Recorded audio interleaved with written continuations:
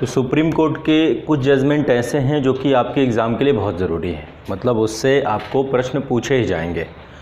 और जो supreme court के महत्वपूर्ण जजमेंट हैं उनसे हमारे 3 उद्देश्य पूरे होंगे। पहला उद्देश्य है कि हम संविधान संशोधन को अच्छे से समझ पाएंगे। बहुत सारे जो अमेंडमेंट हुए हैं उनके खिलाफ बहुत सारे आपके जजमेंट हुए हैं। इसके अतिरिक्त दूसरी चीज़ है, बहुत सारे आर्टिकल को आप समझ पाएंगे। उन आर्टिकल को सुप्रीम कोर्ट ने जजमेंट के द्वारा परिभाषित ही किया है। तो कल मैंने आपको बेरोबारीवाद बताया था, बेरोबारी समझ में आ गया होगा, कोई कन्फ्यूज़न नहीं होगा। आज हम चर्चा करेंगे शंकरी प्रसाद केस की। बहुत इम्पॉर्टेंट है। इम्पॉर्टेंट इसलिए है क्योंकि ये पहला संविधान संशोधन जो हुआ था उसी के खिलाफ ये पूरा का पूरा केस आया था।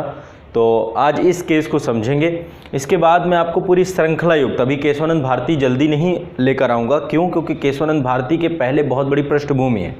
सज्जन सिंह वाद है, पहले उसे देखेंगे, फिर गोलकनाथ है ना। जितने भी वाद हैं सारे 368 की जो पूरी कहानी थी, बहुत सारे अमेंडमेंट थे जिनके खिलाफ ये पूरा केशवानंद भारती वाद आया था। तो एक माइलस्टोन है, आज भी बहुत महत्वपूर्ण है, तो इसको भी पढ़ेंगे। और इसके बाद जितने भी वाद हैं जो बहुत इंपॉर्टेंट हैं आपके एग्ज़ाम के दृष्टिकोण से, ठीक है, ये पूरा मैं कराऊंगा।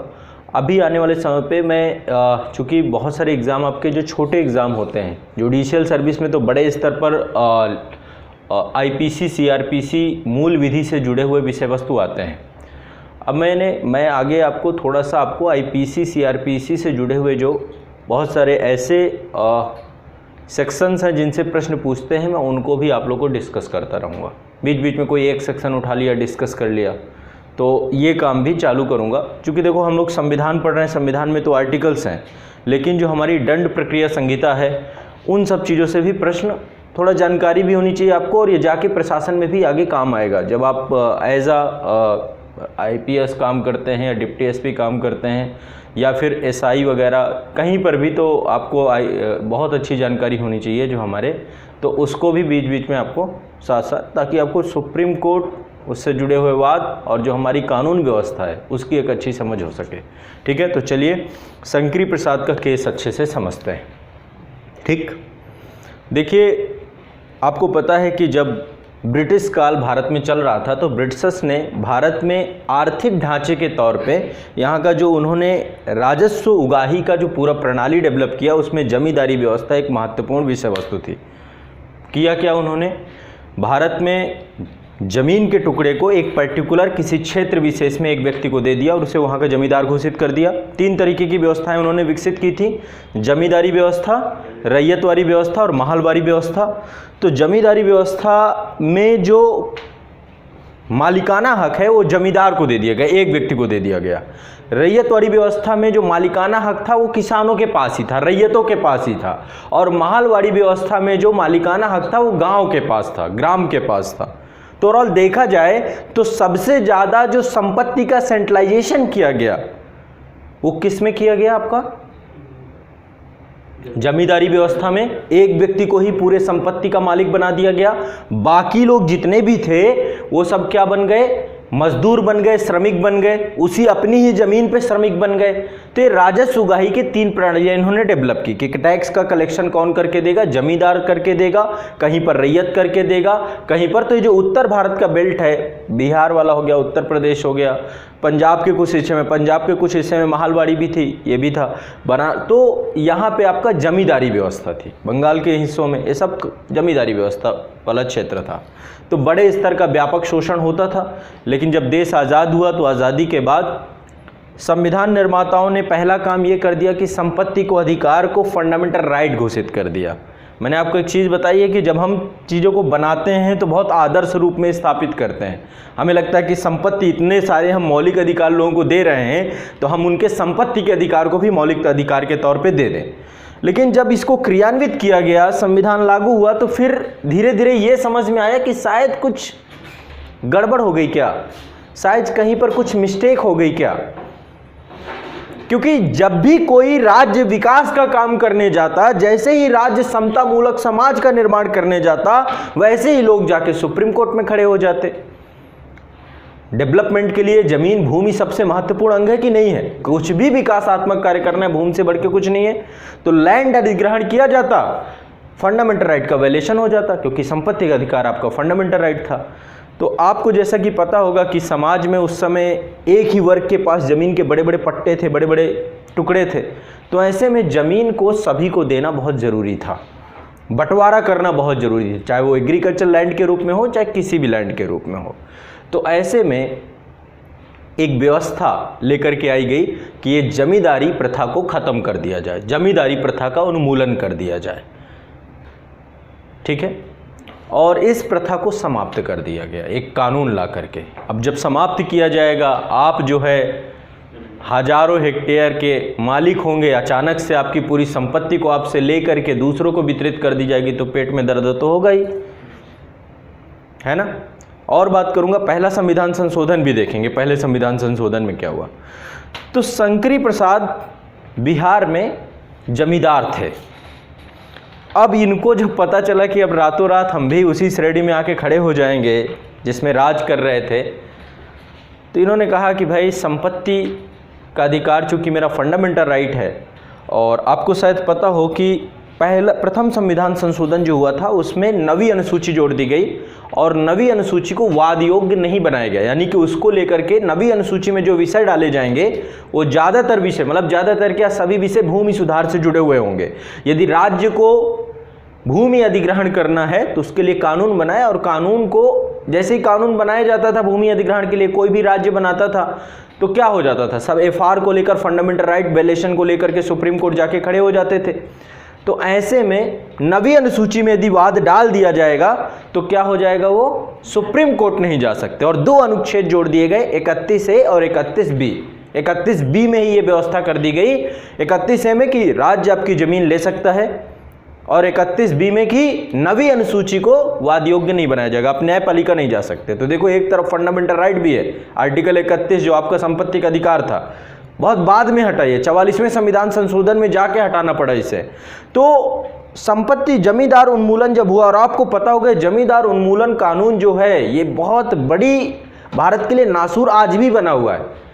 आपको शायद पता हो, ये जो नक्सलवादी व्यवस्था है पूरी की पूरी, जो है नक्सलवादी एक नया शब्द निकल के आया, ये भी जमींदारी व्यवस्था के खिलाफ ही था। जमींदारों के खिलाफ एक विद्रोह हुआ नक्सलवाड़ी गांव में, और वहां से नक्सली आंदोलन, नक्सली मूवमेंट निकल के आया, समझ रहे हैं।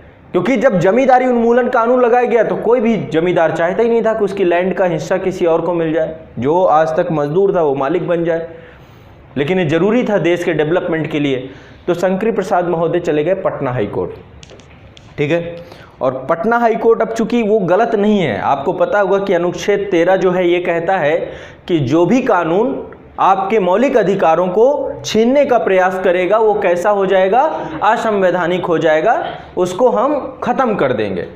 तो जो भूमि सुधार कानून और 9वीं अनुसूची जो प्रथम संविधान संशोधन है, पहले संविधान संशोधन से राइट जा रहा था क्योंकि भूमि सुधार कानून जितने भी थे सब वहीं पर जा रहे थे 9वीं अनुसूची पे। तो ऐसे में पटना हाई कोर्ट ने बोला कि ये संविधान संशोधन भी विधि के अंतर्गत आता है, ये भी एक कानून है, और कानून होने के कारण से क्या है, ये असंवैधानिक घोषित कर दिया जाएगा। शंकरी प्रसाद का तो काम हो गया, ठीक है। और इसके बाद ये बात सिर्फ पटना तक की नहीं थी। देखो, शंकरी प्रसाद को एक चीज़ और देखा जाए तो यदि उन्होंने फंडामेंटल राइट का मुद्दा उठाया तो केवल वो अपनी बात नहीं कर रहे थे बल्कि सभी जमींदारों की बात कर रहे थे। इलाहाबाद हाई कोर्ट में भी कुछ मामले आए। इलाहाबाद हाई कोर्ट ने कहा कि नहीं, ये संविधान संशोधन जो हुआ है, पहला संविधान संशोधन जो हुआ है, ये मौलिक अधिकारों का उल्लंघन नहीं कर रहा है, क्योंकि राज्य जो है संपत्ति का रेगुलेशन कर रहा है, विनियमन कर रहा है, ना कि वो संपत्ति के अधिकार को छीन रहा है। यानी कि नागपुर हाई कोर्ट में भी मामले गए कुछ सारे, वहां पर भी यही मामला निकल के आया। तो अब देखिए, देश में हाई कोर्ट के अलग अलग डिसीजंस आने लगे भूमि सुधार कानून को लेकर के। जिसकी संपत्ति छिनती वही कोर्ट चला जाता, और पूरे भारत भर में जितने हाई कोर्ट्स थे हर जगह अलग अलग प्रकार के डिसीजंस आने लगे। कभी कोई हाई कोर्ट इसे असंवैधानिक घोषित कर रहा है, कोई हाई कोर्ट इसे संवैधानिक मान्यता दे रहा है। तो ऐसे में जब ये विवाद आता है तो फिर सबसे ऊपर बैठा है सुप्रीम कोर्ट। फाइनली मामला आया, शंकरी प्रसाद का वाद ये आया सुप्रीम कोर्ट के पास, और सुप्रीम कोर्ट ने, आप जानते हो बेरूबारी वाद में आपने समझा होगा कि सीधा प्रस्तावना को ही मना कर दिया कि ये संविधान का भाग नहीं है। बेरूबारी या नेहरू नून समझौते को लागू करने के लिए सीधा मना ही कर दिया कि प्रस्तावना संविधान का भाग ही नहीं, क्यों बवाल करना। ठीक है, तो सुप्रीम कोर्ट ने बहुत सीधे शब्दों में बोला, देखो बोला कि जो संविधान संशोधन किए जा रहे हैं ये विधि नहीं है, कानून ही नहीं है, और जब संविधान संशोधन कानून नहीं है तो आर्टिकल 13 इनमें लगेगा ही नहीं। ठीक है, तो आज मैं 3-4 आर्टिकल आपको समझाऊंगा और आप अच्छे से इसको समझने का प्रयास करेंगे। यानी फाइनली शंकरी प्रसाद का जो केस था, शंकरी प्रसाद के केस में सुप्रीम कोर्ट ने संविधान संशोधन को कानून के दायरे से बाहर कर दिया और उन्होंने कहा कि पहला संविधान संशोधन लीगल है। तो सबसे पहले थोड़ा सा समझते हैं हम लोग, पहला संविधान संशोधन जो आपका हुआ है ये क्या है, इसमें क्या क्या महत्वपूर्ण चीजें हैं, ताकि आपको चीजें बहुत स्पष्टता से समझ में आ जाए। ठीक, देखिए ये है आपका, थोड़ा सा बस आपको ग्लिम्स समझना है, बहुत ज़्यादा इसमें कुछ है नहीं, लेकिन ये है कि पता होना चाहिए अच्छे से। तो शंकरी प्रसाद केस ये 1951 का केस है। कब का केस है? ठीक है, और जो शंकरी प्रसाद ये बिहार के जमींदार थे, भूमि सुधार से जुड़ा हुआ केस है ये, जमींदारी प्रथा के खिलाफ ये केस है। जमींदारी उन्मूलन एक्ट 1951 आया था, उसके खिलाफ ये पूरा का पूरा मामला था, शंकरी प्रसाद केस। और सुप्रीम कोर्ट के जो बातें थी वो अभी हम लोग अच्छे से समझ पाएंगे जब आप इसको समझेंगे। प्रथम संविधान संशोधन किया गया, प्रथम संविधान संशोधन में 31A जोड़ा गया। इसके बाद 31A कहता है, मैं भी 31A थोड़ा डिटेल से दिखा दूंगा, है तो बहुत बड़ा लेकिन फिर भी मैं आपको दिखा दूंगा। आसान भाषा में यदि 31A को समझे तो 31A कहता है कि सरकार किसी की भी जमीन को क्या कर सकती है? ले सकती है। ठीक है, सरकार किसी की जमीन को कैप्चर कर सकती, कब्जा कर सकती, कैसे करेगी वो प्रक्रिया 31A में दी गई है। दूसरा 31B जोड़ा गया, तो 31B में क्या बोला गया कि कोई भी कानून जो है यदि नवी अनुसूची में डाल दिया जाएगा तो न्यायपालिका के क्षेत्र से, अधिकार क्षेत्र से आप उसे न्यायपालिका नहीं ले जा सकते। 31B में ये लिख दिया गया। ठीक, और इसके बाद एक नवी अनुसूची जोड़ दी गई। तो अब हम लोग थोड़ा सा पहला संविधान संशोधन समझते हैं। पहले संविधान संशोधन में क्या क्या हुआ। सिर्फ नवी अनुसूची और 31B तो बात हुई ही थी, लेकिन कुछ अतिरिक्त और बातें हैं तो वो भी आपको पता होनी चाहिए। सबसे पहली चीज, इसके तहत जो अल्टीमेट इसका गोल था प्रथम संविधान संशोधन 1951 का, इसके तहत सामाजिक आर्थिक रूप से जो पिछड़े वर्ग के लोग थे उनके लिए विशेष उपबंध बनाने के राज्यों को शक्तियां दी गई कि आप समाज का जो सोशल वीकर सेक्शन है, सोशल इकोनॉमिक वीकर सेक्शन है, उसके लिए क्या कर सकते हैं आप? स्पेशल कुछ कानून बना सकते हैं। एक तो ये बात थी। दूसरी बात थी कि कानून की रक्षा के लिए संपत्ति अधिग्रहण आदि की व्यवस्था, कि संपत्ति को भी हम अधिग्रहण कर सकते हैं। भूमि सुधार तथा न्यायिक समीक्षा से जुड़े अन्य कानूनों को नवी अनुसूची में स्थान दे दिया गया। यानी नवी अनुसूची में जो भी डाल दिया जाएगा वो क्या हो जाएगा? न्यायपालिका के दायरे से बाहर हो जाएगा। अनुच्छेद 31 में 2 उपखंड जोड़ दी गए, 31 से 31B। ठीक है, और एक चीज और ध्यान रखिएगा, वाक और अभिव्यक्ति की स्वतंत्रता। आर्टिकल 19 में भी संशोधन हुआ था पहले संविधान संशोधन में। 3 नए आधारों पर प्रतिबंध, यानी स्वतंत्रता पर प्रतिबंध की बात हुई। क्या क्या प्रतिबंध बोले गए? यदि लोक आदेश दिया जाता है, यदि अपराध करने के लिए कोई उकसाता है, विदेशों के साथ मैत्रीपूर्ण संबंध बनाने में भी कोई दिक्कत आती है, मान लीजिए आप कुछ ऐसे कमेंट करते हैं जिससे कि भारत राज्य के किसी दूसरे राष्ट्र से विदेशी संबंध खराब हो जाएंगे, तो ऐसे में क्या हो जाएगा? आपकी स्वतंत्रता को समाप्त कर दिया जाएगा। ठीक है, लोक आदेश अपराध के लिए यदि आप, अभी जैसे आप लोग देखिए इस समय एक बहुत बड़ी विडंबना है, और यह कहें कि हमारे समाज का जो सबसे कह सकते हैं भयावह चेहरा है वो है दहेज प्रथा। अभी आपने देखा गुजरात में आयशा नामक एक बच्ची ने, 23 साल की बच्ची ने दहेज प्रथा के दंश में अपने आप को समाप्त कर लिया।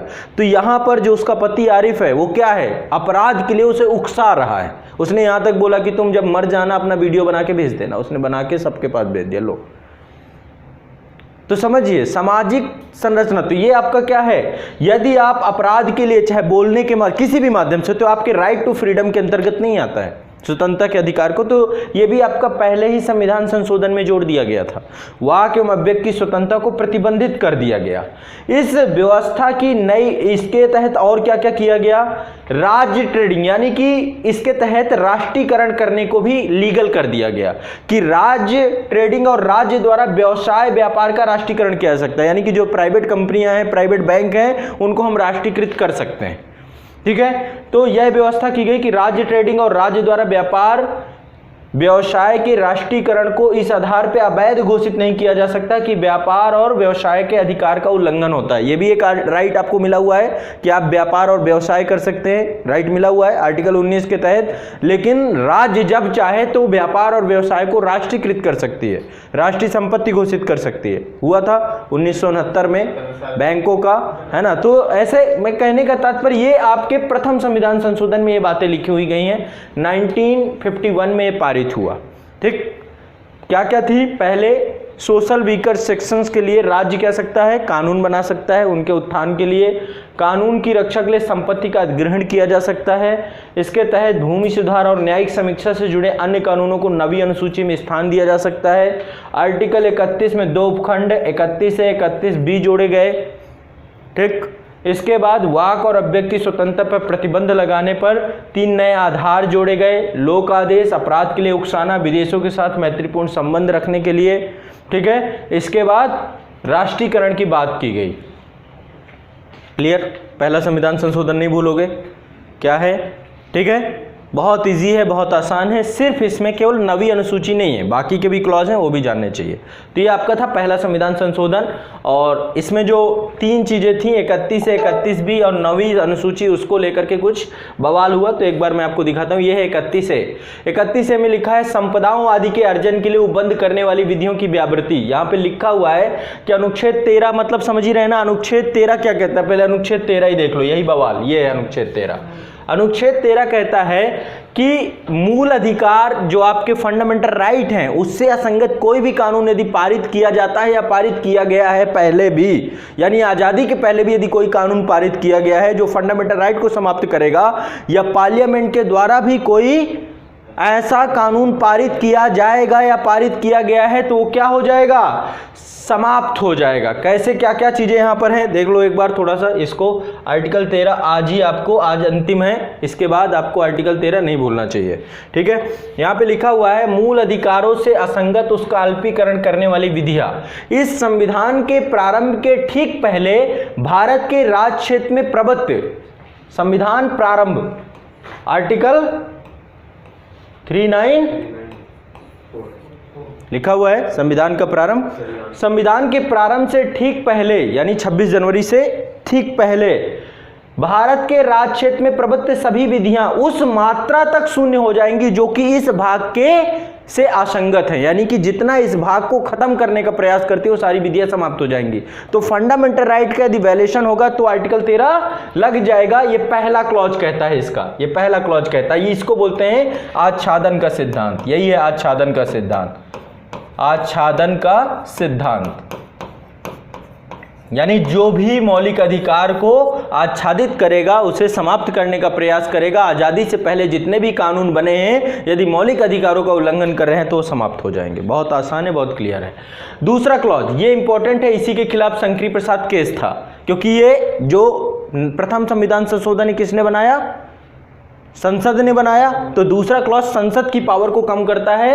राज्य ऐसी विधि नहीं बनाएगा जो इस भाग द्वारा प्रदत्त अधिकारों को छीनती है या न्यून करती है। हमारे लिए यही इंपॉर्टेंट है। और इस खंड के उल्लंघन में बनाई गई प्रत्येक विधि का उल्लंघन मात्रा तक शून्य होगी, यानी कि कोई भी कानून ऐसा बनाएंगे यदि उसका कोई भाग, मान लो कानून है कोई ये, ठीक है, यदि इस कानून का ये हिस्सा मौलिक अधिकारों का उल्लंघन कर रहा है तो इतना हिस्सा ही समाप्त हो जाएगा। ठीक है, यदि इतने हिस्से को, इस कानून का इतने हिस्से को समाप्त करने के कारण से पूरे कानून का कोई महत्व नहीं रह जाता तो पूरा कानून भी समाप्त हो जाएगा। सीधा साफ से बात है कि फंडामेंटल राइट का वायलेशन यदि हो रहा है तो अब लेकिन फंस गए पहला संविधान संशोधन करके, क्योंकि संपत्ति का अधिकार मौलिक अधिकार था। और ऐसे में सही बात है, शंकरी प्रसाद गलत थोड़ा ना थे, गलत थे नहीं, गलत थे।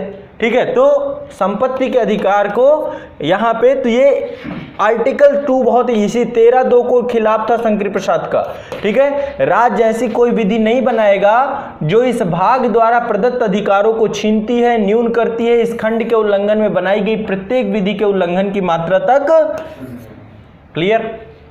ये हो गया। इसको बोलते हैं पृथक्करण का सिद्धांत। पृथककरण का सिद्धांत। यानी राज्य कोई कानून बनाएगा तो क्या होगा, पृथक हो जाएगा उतना हिस्सा जो मौलिक अधिकारों को समाप्त करे, इसको बोले पृथककरण का सिद्धांत। आच्छादन का मतलब होता है कि ग्रहण, आच्छादन का मतलब ग्रहण, यानी पहले के कानून यदि मौलिक अधिकारों को ग्रहण करें, ग्रहण समझते हैं ना, सूर्य ग्रहण, चंद्र ग्रहण, क्या होता है चंद्र ग्रहण, सूर्य ग्रहण,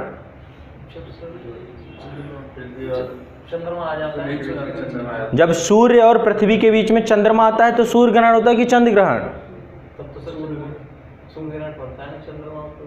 है ना। और जब सूर्य और चंद्रमा के बीच में पृथ्वी आ जाती है तब क्या होता है, ठीक है। तो कहने का मतलब ये अमावस्या पूर्णिमा वाली कहानी है, जितना भी ये खींचे तो उतना ये मात्रा तक मतलब पुराने कानून चले जाएंगे। अब वैसे राज्य के द्वारा भी पुराने कानून बहुत सारे खत्म कर रहे हैं, खत्म भी करते जा रहे हैं। ये तो हो गए 2 क्लॉज, इसमें और भी क्लॉज है कुछ, और इसमें आगे बवाल बहुत ज्यादा है। आर्टिकल 13 सबसे विवादित अनुच्छेद रहा है, क्योंकि इसको लेके संसद कई बार बहुत अपने आप को पीड़ित समझती थी और कई बार न्यायपालिका की पावर को भी खींचना उसने चाहा। इसकी हमेशा चर्चा होगी आर्टिकल 13 की।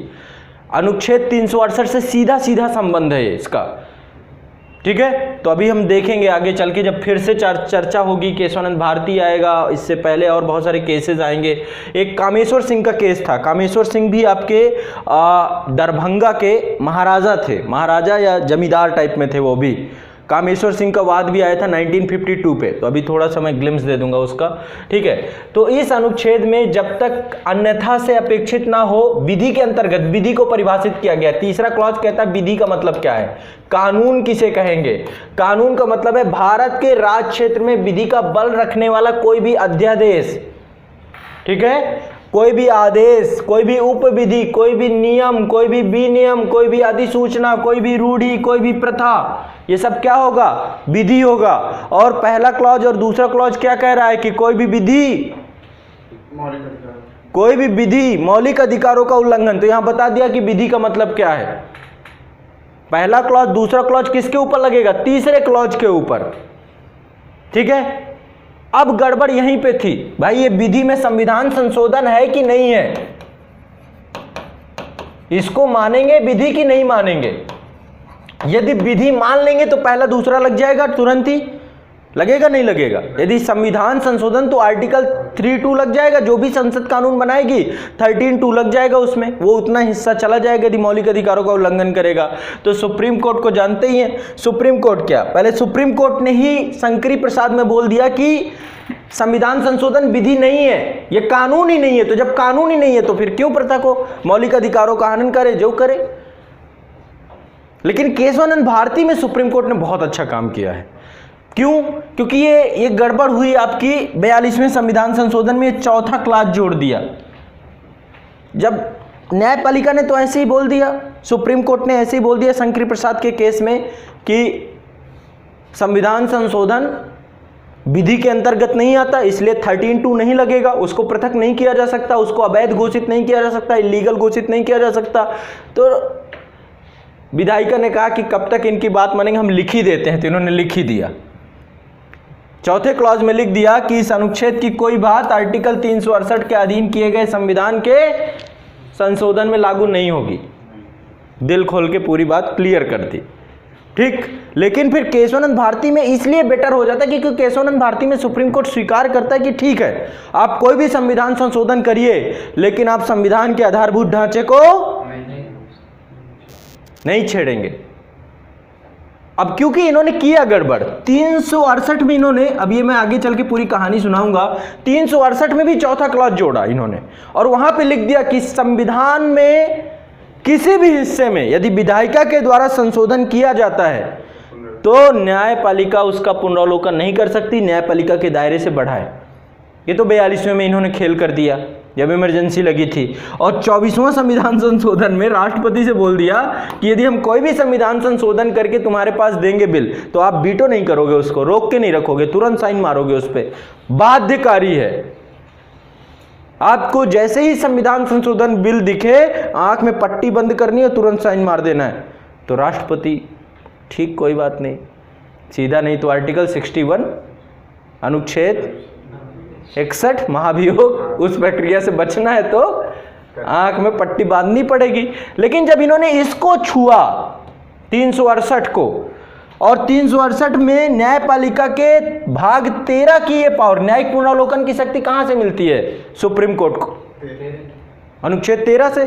तो ये पावर जब इन्होंने समाप्त करनी चाहिए तो फिर सुप्रीम कोर्ट केशवानंद भारतीवाद लेकर के आ गया। मिनर्वा मिल्स वाद में सुप्रीम कोर्ट ने बोला कि न्यायिक पुनरावलोकन संविधान का आधारभूत ढांचा है, इसलिए आप न्यायपालिका की न्यायिक पुनरावलोकन करने की शक्ति को नहीं छीन सकते, इसको कम नहीं कर सकते, चाहे वो संविधान संशोधन ही क्यों ना हो। जब उन्होंने देखा कि अभी मेरे ऊपर भी गाज गिर रही है तो सुप्रीम कोर्ट ने सीधा सीधा उसको इलीगल घोषित कर दिया। तो शंकरी प्रसाद का केस बहुत कॉम्प्लिकेटेड नहीं है, बहुत आसान है, ठीक है। ये आपका तो 13। अब देखो, अब मैं थोड़ा सा आपको यहाँ पे थोड़ा 31 है और 31B बता देता हूँ, ठीक है। 31 तो नहीं रहा, लेकिन 31 है, 31B, 31C भी है। 31C बाद में बताऊंगा जब आर्टिकल 39 के बारे में चर्चा करेंगे। डीपीएसपी को प्रभावी बनाने के लिए 31C वो बात की बात है। पहले 31A में क्या बोला इन्होंने? संपदाओं आदि के अर्जन के लिए उपबंध करने वाली विधियों की व्यावृत्ति, है ना। इन्होंने कहा कि किसी भी संपदा के या उसके किसी भी अधिकारों को राज्य द्वारा अर्जन या किन्हीं ऐसे अधिकारों का निर्वापन या परिवर्तन करने के लिए, मतलब बताए सीधी साफ सी बात है, ये पढ़ लेना, ये पूरा बहुत बड़ा है, मैं पढ़ाऊंगा नहीं यहाँ पे क्लियरली आपको। ये आर्टिकल 30 की संपत्ति का अर्जन किया जा सकता है, आर्टिकल 13 कुछ नहीं बिगाड़ेगा, ठीक है। आर्टिकल 13 इस पे, और आगे इन्होंने 31B पे देखिए, ये देखिए 31 एक थोड़ा सा काफी बड़ा है, आप लोग देख लीजिएगा, मैंने जस्ट आपको बता दिया इसका।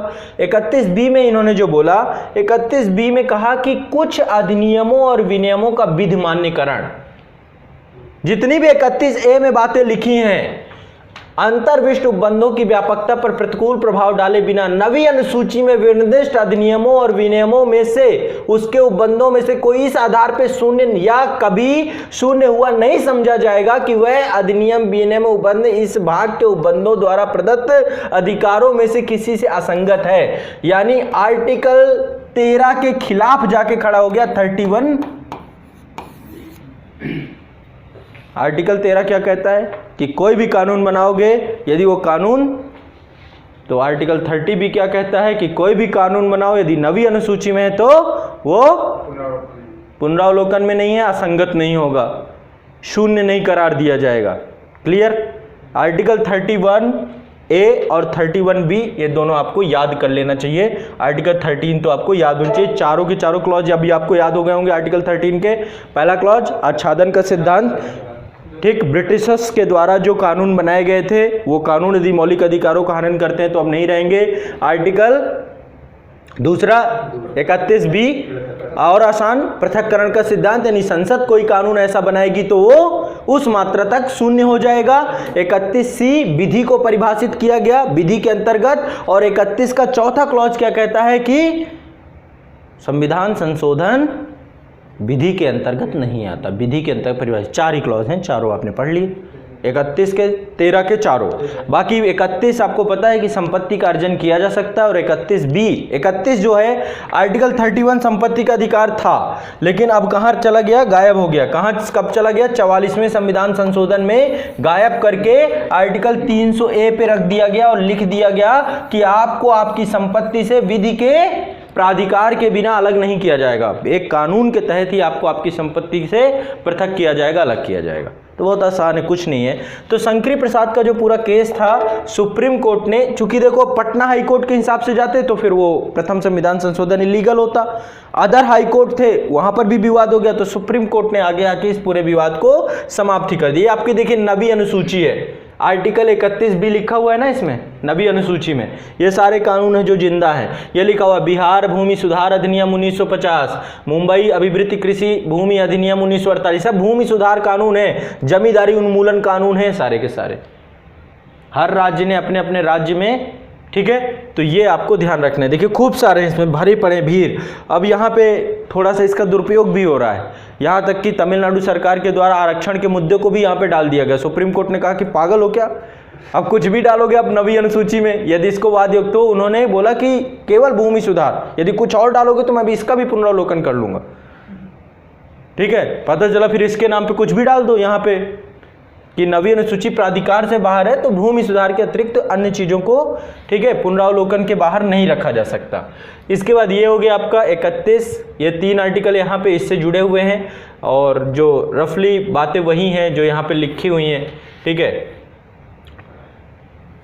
इसमें मैंने आपको बताया कि प्रथम संविधान संशोधन के खिलाफ शंकरी प्रसाद ने अपील की थी और उन्होंने कहा था कि अनुच्छेद 13 के तहत संपत्ति के मौलिक अधिकार का उल्लंघन हो रहा है ना। अनुच्छेद 13 कह रहा है कि ऐसा कोई कानून राज्य नहीं बनाएगा, 13(2), लेकिन इन्होंने बना दिया पृथक्करण के सिद्धांत को अब यहाँ पे लागू करना चाहिए।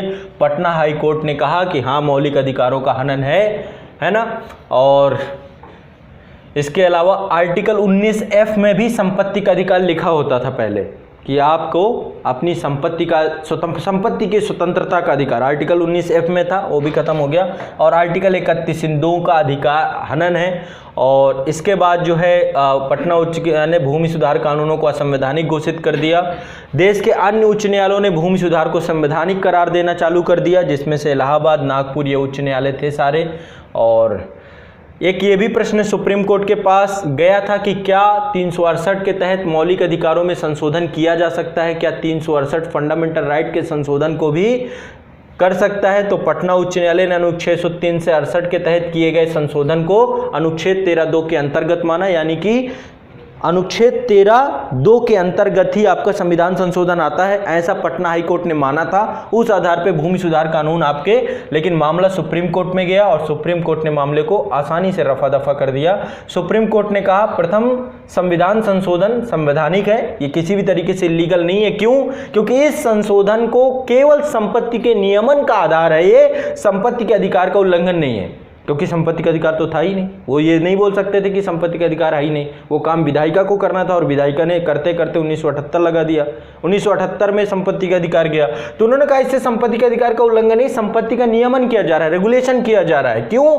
इस संविधान संशोधन के द्वारा हम समावेशी विकास की प्रक्रिया के सहायक के रूप में काम कर रहे हैं। हम देश में समावेशी विकास सब तक पहुंचा रहे हैं, सबको संपत्ति पहुंचा रहे हैं और इसके माध्यम से ही राष्ट्र के विकास की प्रक्रिया के महत्व के अंतर्गत जमींदारी उन्मूलन को आवंटित भूमि का प्रयोग कृषि हेतु सभी को वितरित किया गया। यानी कि हम कृषि कार्य के लिए और देश में तो सभी को भूमि को वितरण किया गया। तो आप लोगों में से किसी के दादा परदादा को भूमि मिली होगी? मिली नहीं मिली? हाँ चली गई। कहाँ चली गई?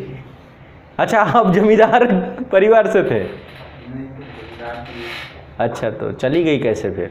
चली गई वही बोल सकता है जो जमींदार रहा। 50 एकड़ तक चली गई। अच्छा, ज़्यादा था। हमारे भी हम भी उसी परिवार खानदान से थे जिनकी चली गई। ठीक है, तो कुछ नहीं बचा, ख़त्म कहानी पूरी। जो बची उसे बेच बाच भी लिए कि अब क्या करना रख के। सर ये जेवर वाला क्या मैटर है? एयरपोर्ट जो बन रहा है क्या हुआ? जेवर एयरपोर्ट पर भी यही। हाँ, वहाँ भी भूमि, ये तो हर जगह है पूरे इंडिया में। अभी यहीं पे आप देख लो, यहाँ पे आदित्य वर्ल्ड सिटी बन रही है NH24 के बगल में, उसके जस्ट बगल पे आपकी वेब सिटी बन रही है। जितना बड़ा गाजियाबाद है उतनी बड़ी वेब सिटी है। पुंटी चद्दा का नाम आप लोगों ने सुना होगा, अब नहीं रहे वो, उनके बेटे उसे संचालित करते हैं। तो भूमि अधिग्रहण का मामला बना रहता है। नोएडा में कितने बड़े स्तर पे संपत्तियों का अधिग्रहण किया गया, गुड़गांव में संपत्तियों का अधिग्रहण, ऐसे थोड़ा फॉर्चूनर चला रहे हैं हमारे किसान, संपत्तियों का अधिग्रहण हो रहा है, अच्छा खासा मुआवजा मिल रहा है, 2-2, 3-3 करोड़। अभी मैं वो जो किसान नेता क्या नाम है, पूनम पंडित, यहाँ पे साहेबपुर बमेठा में आके वो यही चर्चा चल रहा था कि आदित्य वर्ल्ड सिटी ने जितना भूमि, तो भूमि का क्या है मामला, जितना भी आपका ये अधिग्रहण वाला मामला, अब तो मतलब कानून आ गया है, भूमि अधिग्रहण कानून 2013 का जो अधिग्रहण है उसके तहत बता दिया गया है। लेकिन अब जब संपत्ति का अधिकार ही नहीं है, जेवर में भी कुछ किसान हैं। अब जैसे आप यहाँ से ग्रेटर नोएडा जाइए, कई बार सावेरी से होते हुए, ये क्रॉसिंग रिपब्लिक सावेरी है, तो रास्ते में जाएंगे तो बहुत सारा हिस्सा सड़क बनी हुई है लेकिन बीच में सड़क नहीं बनी हुई है। तो मैंने पता किया कि भाई ये सड़क क्यों नहीं बनी है, तो पता चला कि किसानों की ज़मीन है, उन्होंने अभी राज्य को बेची ही नहीं है और वो अच्छी खासी मोटी रकम चाह रहे हैं। तो जब तक नहीं मिल पाएगा, जब तक मामला नहीं होगा, उतने में सड़क नहीं बनी। ज़्यादा दूर नहीं है, 500 मीटर दायरे पे जितने में नहीं बेचा उतने में लोग निकल रहे हैं, वो बेचना ही पड़ेगा और उस पर क्या खेती करेंगे। लेकिन वो ये है कि थोड़ा ऐसे जेवर में भी चल रहा है हर जगह की अच्छी मोटी रकम मिल जाए, ये सारी चीज़ें हैं और कुछ नहीं है। ठीक है। और सुप्रीम कोर्ट ने संविधान संशोधन 368 को आर्टिकल 3(2) के अंतर्गत विधि के रूप में नहीं माना। कामेश्वर सिंह वाद में भी यही चीज़ उन्होंने स्पष्ट किया था। ये 1952 का वाद है कामेश्वर सिंह का, और मैंने जैसे कि बताया कि ये भी दरभंगा बिहार के, ये भी जमींदार थे, महाराजा थे कामेश्वर सिंह, उनका भी ये मामला कोर्ट में आया था। ठीक है। सज्जन सिंह भी देखेंगे तो उसमें भी यही सारी चीज़ें हैं। तो ये रहा आपका टोटल क्लियर, संकरीवाद भी क्लियर। ठीक है। एक एक वाद मतलब मैं चाह रहा हूँ कि इससे भूले ना, दिमाग में बस बैठता चला जाए, कोई भी पूछे किधर से भी, संविधान संशोधन भी बैठते चले जाएं। ठीक है। अनुच्छेद भी बैठते चले जाएं, फिर बचेगा क्या, सब इजीली आपको होता चला जाएगा। ठीक है। तो ये रहा ये। अब आगे चलते हैं नेक्स्ट।